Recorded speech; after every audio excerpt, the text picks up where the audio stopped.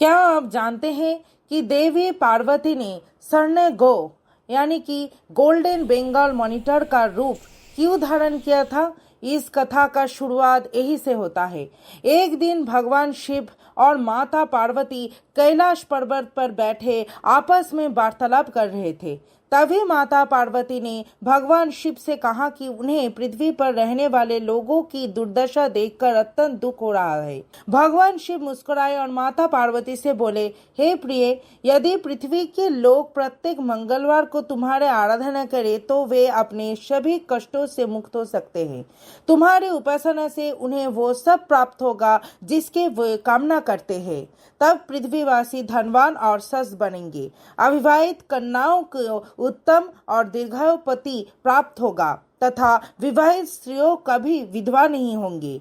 उनके वैवाहिक बंधन सदा मजबूत और शाश्वत रहेगा। ये व्रत मंगला गौरी व्रत या मंगल चंडी व्रत के नाम पर जाना जाएगा। उसके पश्चात भगवान शिव ने माता पार्वती से कहा कि वे कालकेतु नाम के एक शिकारी के पास जाए ताकि उनके माध्यम से गौरी व्रत का परंपरा का प्रचार हो सके।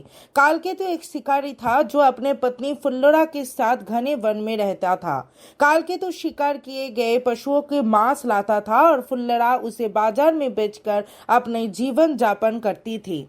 एक दिन कालकेतु ने एक स्वर्णिम गौ देखी और उसे पकड़कर अपने झोपड़े में ले आए। इसके बाद वह पुनः शिकार के लिए वन में चला गया।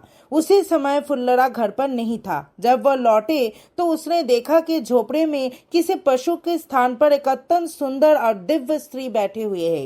ये देखकर फुल्लड़ा अत्यंत दुखी और क्रोधित हो गई। उसने सोचा कि कालकेतु इस स्त्री को विवाह करके घर ले आया है। जब कालकेतु वापस लौटा तो फुल्लड़ा ने उसे झगड़ा शुरू कर दिया। कालकेतु ने सब बातों को इनकार किया और कहा कि वो केवल एक स्वर्णिम गौ ही लाया था। किंतु जब उसने स्वयं देखा कि उसके पशु के स्थान में एक सुंदर स्त्री बैठी है तो वो आश्चर्यचकित हो गया। तभी वो स्त्री अपने वास्तविक स्वरूप में प्रकट हुई और माता पार्वती के रूप में दर्शन देकर कालकेतु और फुल्लड़ा को आशीर्वाद दिया। माता ने उन्हें अपार धन संपत्ति और स्वर्ण मुद्राएं प्रदान किया तथा सौराष्ट्र नामक नगर बसाने का आदेश दिया। कालकेतु और फुल्लड़ा ने देवी का आज्ञा पालन किया और प्रत्येक मंगलवार को चंडी रूप में माता पार्वती का उपासना करने लगी। इसी प्रकार उनके माध्यम से माता पार्वती के पूजा और मंगला गौरी की परंपरा संपूर्ण पृथ्वी पर फैल गई। जय माता मंगल चंडी।